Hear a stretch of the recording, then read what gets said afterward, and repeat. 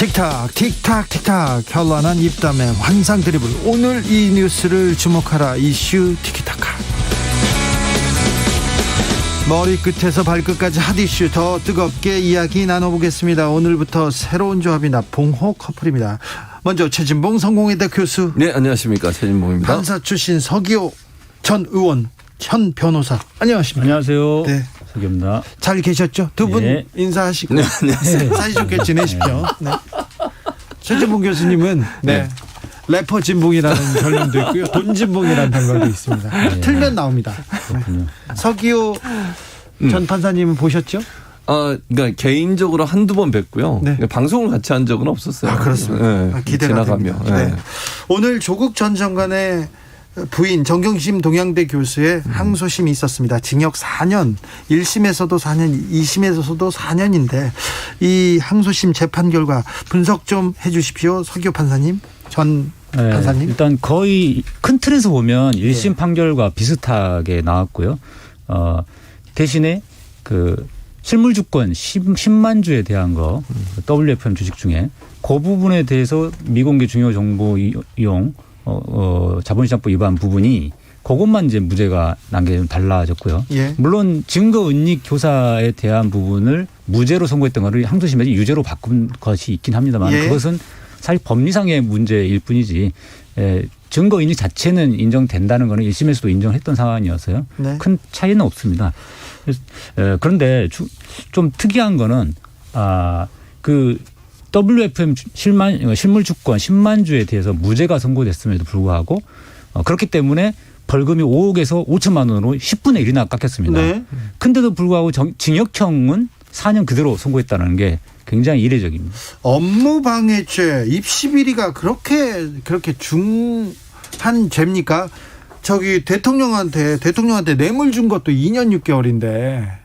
그러니까 이제 프레임이 입시 비리로 하니까 일반 국민들이 보기에는 되게 심각한 범죄다 이렇게 생각을 하시는데 정확하게 말하면 이거는 이제 업무방해죄거든요. 네. 근데 이제 어떤 시험 성적을 조작했다거나 뭐 대리 시험을 쳤다든가 이런 식으로 해서 입시 비리가 있었던 경우는 굉장히 심각한 업무방해죄가 되겠지만은 숙명여고 그 교무부장 그때 아버지 교무부장은 징역 3년이었습니다. 예, 그렇습니다. 그런 사건들이요.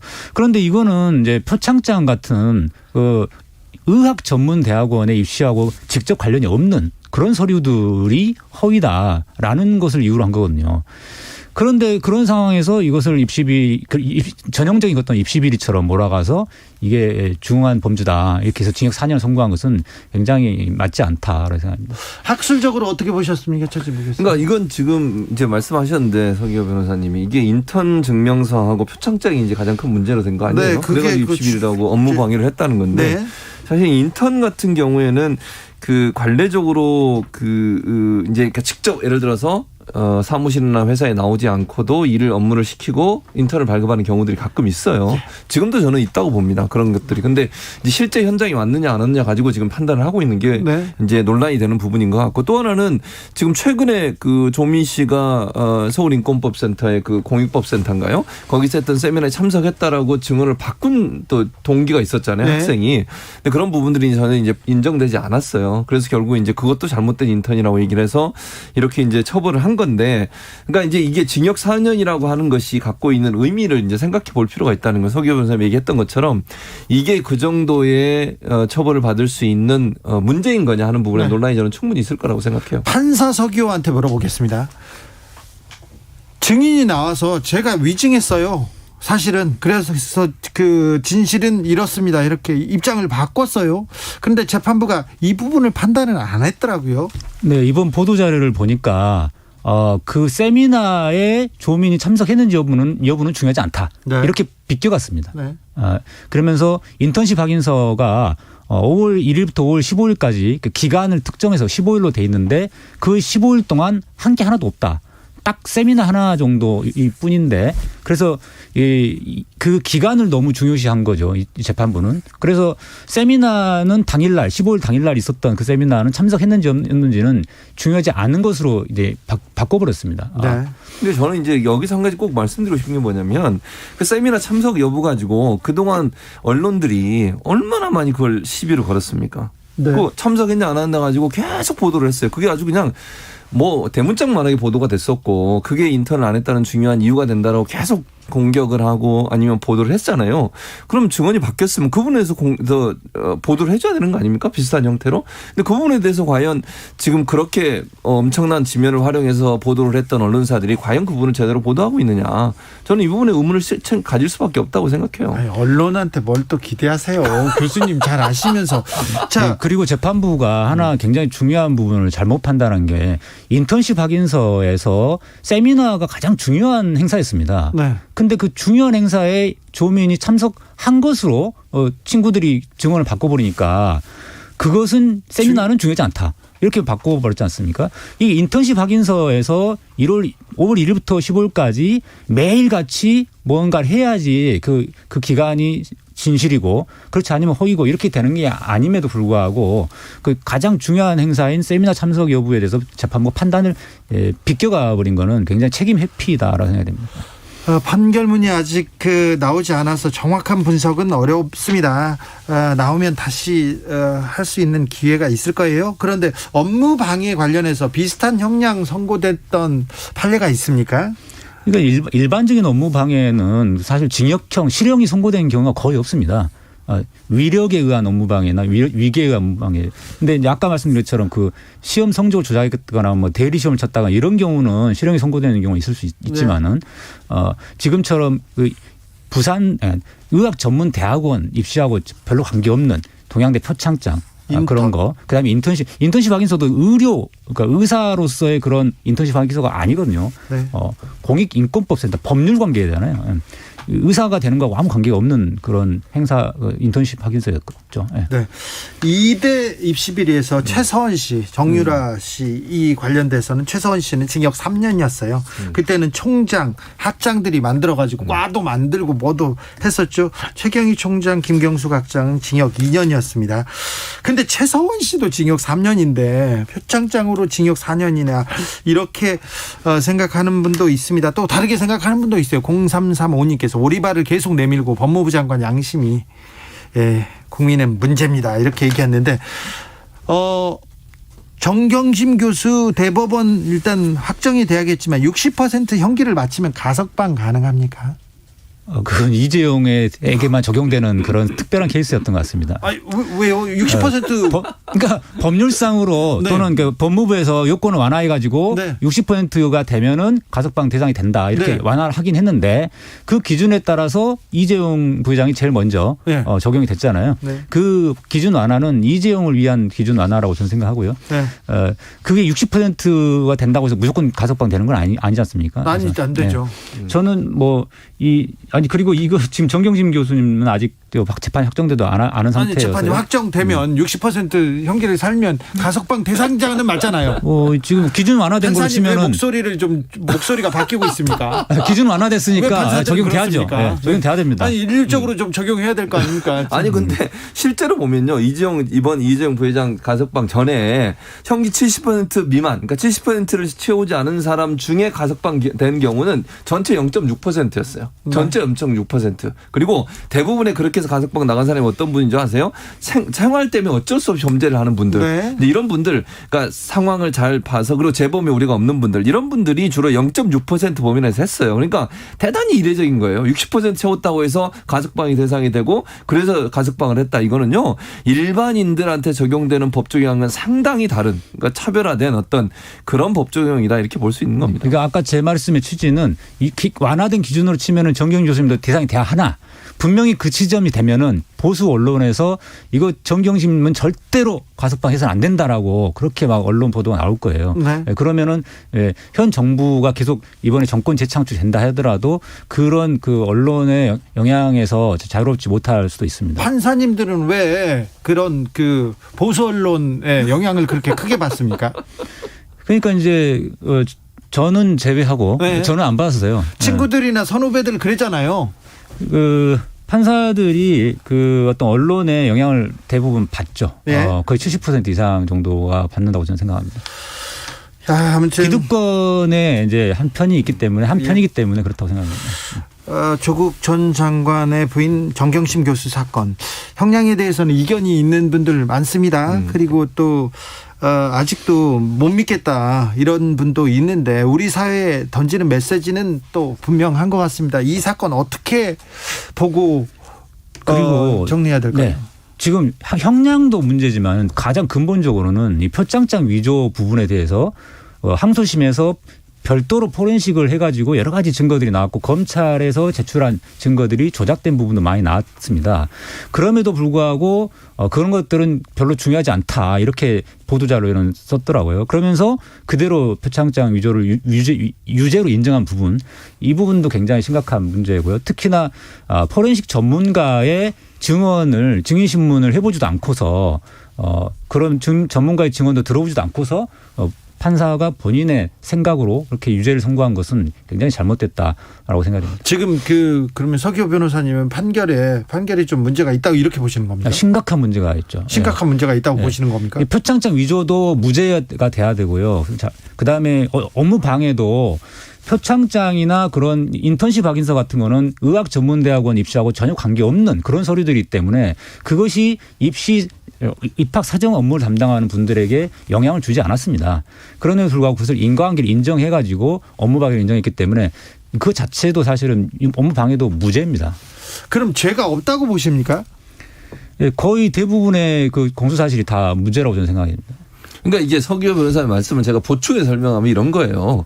그러니까 그 행위가 잘못되지 않았다고. 그러니까 만약에 그게 위조됐다면 그건 잘못된 행위죠. 그런데 실질적으로 그러면 업무 방해라고 지금 그 검찰이 얘기하는 것은 입시의 업무를 방해한 건데 서기호 이제 변호사님 말씀은 그게 입시에 직접적으로 관련이 없는 인턴 확인서를 가지고 왜 입시의 업무를 방해했냐고 얘기를 하냐는 거예요. 그 연결고리를 저는 문제 삼다고 보거든요. 그러니까 그걸 만약에 정말 재판부가 얘기하는 것처럼 위조를 했다면 그건 잘못된 행동이죠. 그건 좋은 행동이라고 절대 볼 수 없어요. 그러나 그럼 법리적으로 그게 과연 입시의 업무를 방해하는 그런 자료로 활용됐느냐 하는 문제에서 지금 문제를 제기한다고 봅니다. 그다음에 또 한 가지는 이 사건이 애시당초에 처음에 출발은 사모펀드였습니다.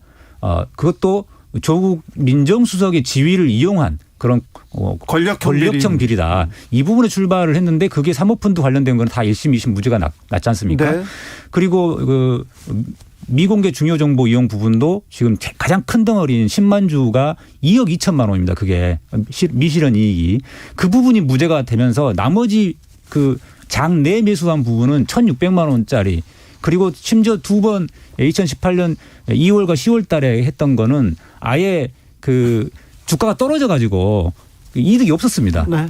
그런 것까지도 유죄로 선고해버렸는데 네. 이런 부분이 다 기본적으로 무죄라고 보면 애시당초에 이 사건은 입시 부분이 수사가 되지 않았어야 될 사건이었던 것이죠. 이 재판에 대해서 다른 의견 가지신 분들 있습니다. 그리고 판사는 명확하게 유죄를 결론 내렸고요.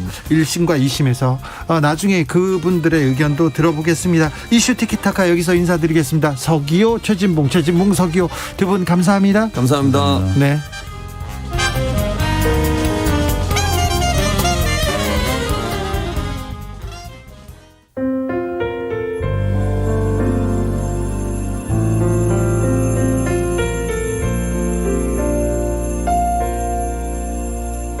KBS 라디오 연중기획 희망충전 대한민국 442번째 이야기.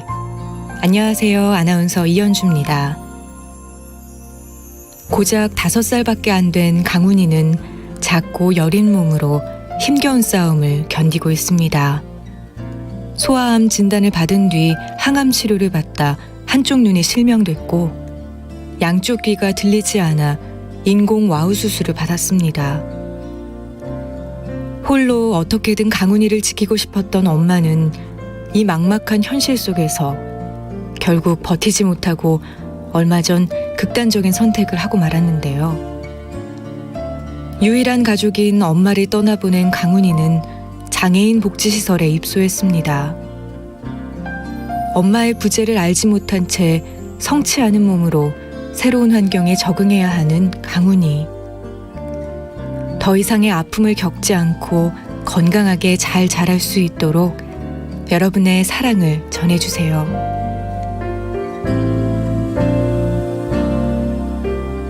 코로나19 여파로 사례자와 취재팀의 안전을 위해 사연으로 대신 전달합니다. 여러분의 따뜻한 손길이 희망의 빛이 됩니다. ARS 060-700-1580 060-700-1580 한 통화 3,000원으로 희망을 선물해 주세요. KBS 라디오 연중기획 희망충전 대한민국은 초록우산 어린이재단, 인탑스 주식회사 그리고 청취자 여러분과 함께합니다. ARS 060-700-1580 한 통화 3,000원입니다.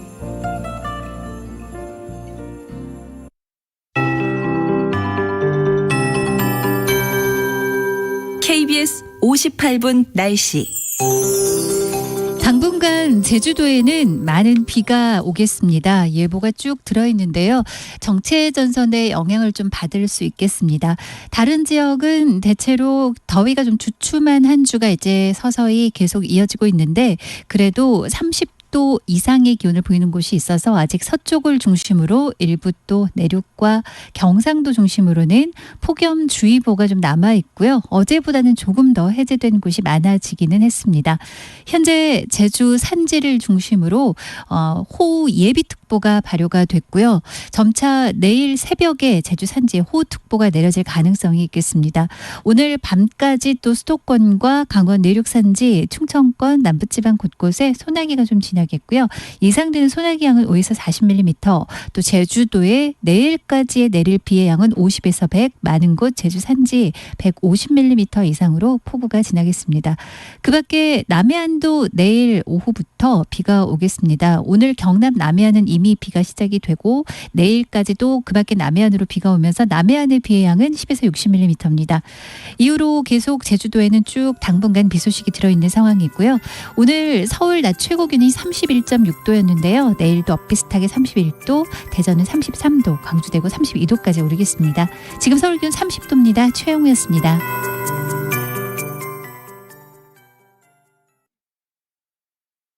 정성을 다하는 국민의 방송 KBS가 6시를 알려드립니다.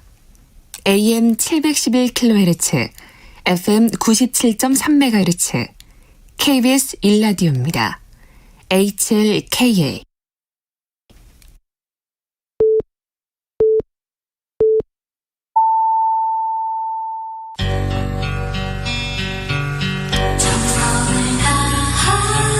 정성을 다하는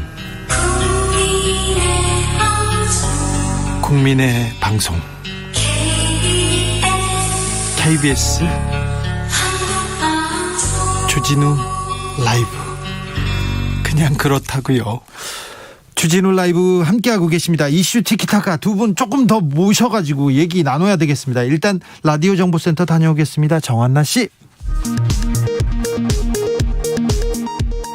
북한이 한미연합훈련 개시에 반발하며 이틀째 남북공동연락사무소와 군 통신선을 통한 정기통화에 응답하지 않았습니다.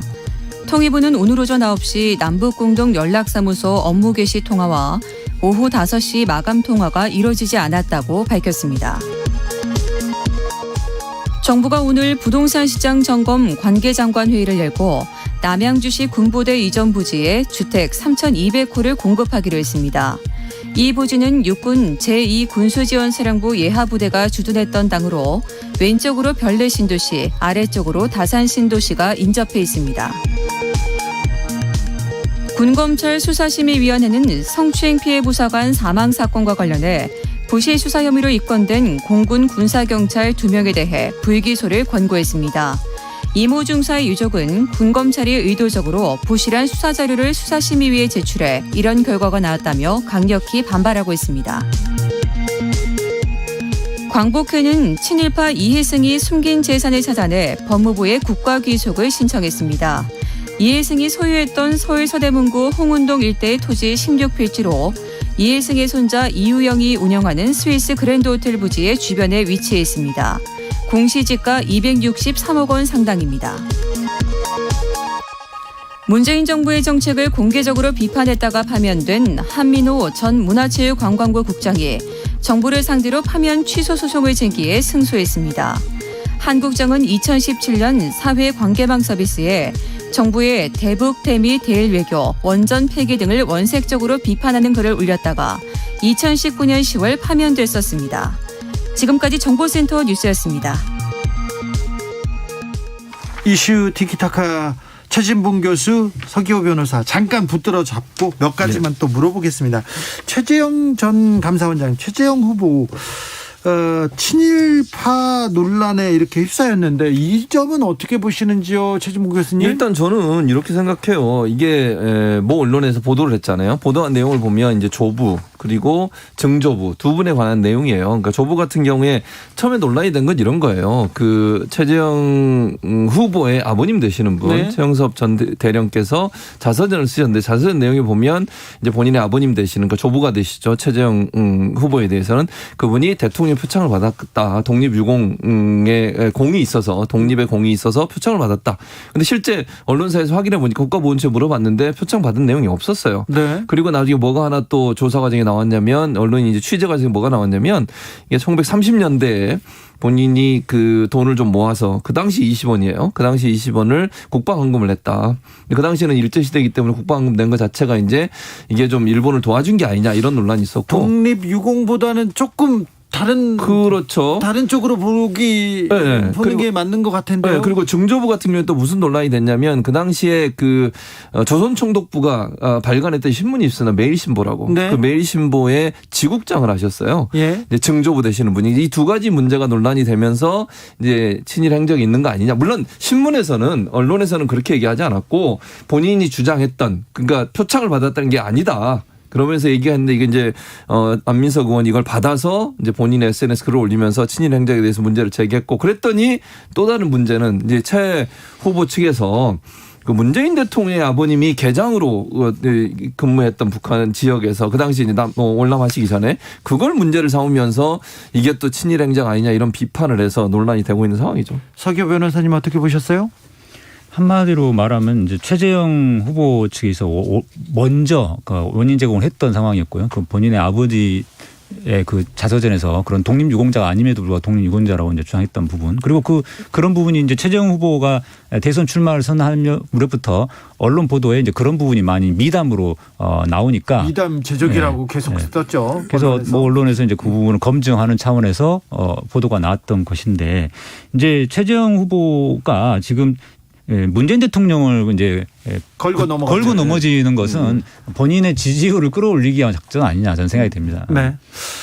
판사 사회에서는 최재형의 대선 출마 어떻게 봅니까?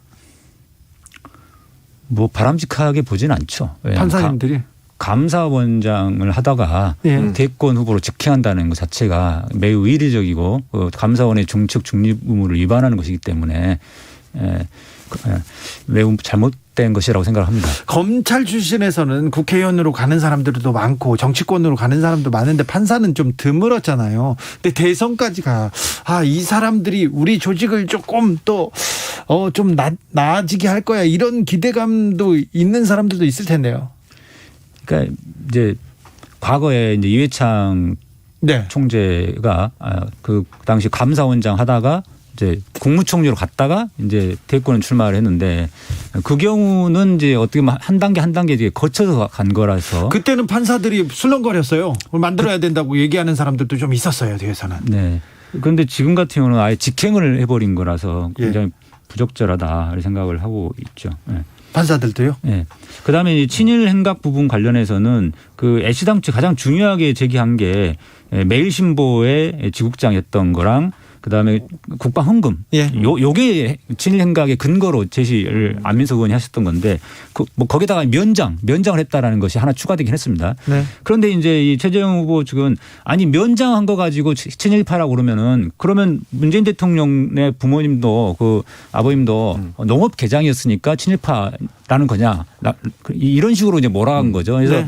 그 되게 중요한 그 두 가지는 빼먹고 맨 뒤에 면장이 했다는 그거 가지고 이제 걸고 넘어진 건데 이것은 가장 핵심적인 부분을 이제 가리기 위한 어떤 거라고 봅니다.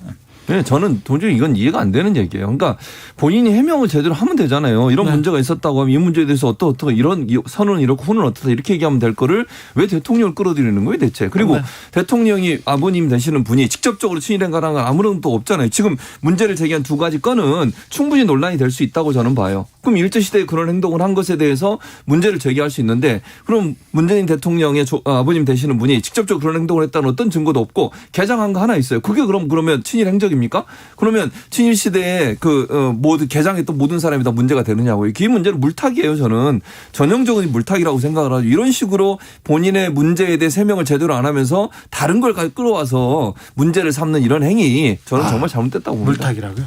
제가 보기에는 그리고 정치적 감각으로 보면 그러니까 정무적으로 보면 네. 그 주변의 분들이 아마 그렇게 조언했을 것 같아요. 이 기회에 문재인 때리기로 가자. 네. 그래야지 윤석열처럼 어떤 반문재인 어떤 선봉에 선 것처럼 돼가지고 어떤 지지율과 인지도가 확 끌어올릴 수 있지 않냐 이런 네. 생각을 하는 것 같습니다. 정치적 판단을 했네요. 0663님께서 오늘 이슈 티키타카가 아니라 이슈 짝짝꿍입니다. 이 부분에 대해서는 좀 심각하게 받아들여야 될 것 같은데. 네. 티키타카를 하죠. 자, 두 분의 의견이 갈릴 만한 내용이 하나 있습니다. 언론중재법, 징벌적 손해배상법 어떻게 보시는지요? 먼저 서기호 변호사님. 매우 잘된 입법이다. 5배인가 그렇게 네. 됐던데요. 더 강화돼야 된다 생각이 되고요. 네. 그렇습니다. 최진봉 교수님. 취지에 저는 동의합니다. 그러니까 취지 동의. 그러니까 그런 방향으로 가야 되는 건 저는 동의하고 다만 세부적으로 들어가서 몇 가지 좀 우리가 고쳐야 될 부분은 분명히 있어요. 이게 무슨 말이냐면 일단 이게 잘못 악용이 되면 그러니까 현 정부 어느 정부도 마찬가지입니다. 이걸 악용하려고 마음을 먹게 되면 일정 부분 영향력을 행사할 수 있는 그런 틈새가 있어요. 예. 그런 부분들을 저는 조금 손을 봐야 된다고 생각을 합니다. 네. 그래서 이런 부분들은 예를 들어서 이런 게 있어요. 인터넷상에서 바로 차단하는 그런 이제 규정이 들어있거든요. 거기에 문제가 발생했어요. 그러니까 어떤 사람이 내가 피해를 당했다고 제소를 하면 그거에 대해서 바로 차단하게 돼 있는데 정치인들이나 대기업 같은 경우에 본인에게 불리한 기사가 올라왔을 때 그걸 악용을 해서 바로 차단할 수 있습니까? 그렇죠. 이제 그런 문제들은 논란의 대상이 될 수 있어요. 그래서 저는 전체 그림에서 5배 예를 들면 피해액의 5배를 보상하게 한다. 이건 저는 전적으로 동의합니다. 다만 이 법의 내부적으로 일단 그 언론이 할 수 있는 비판과 이런 기능들이 일정 부분 제한될 수 있는 위험성에 대해서는 손을 좀 볼 필요는 있다는 생각이 듭니다. 알겠습니다. 언론계 전문가입니다. 언론학계에서는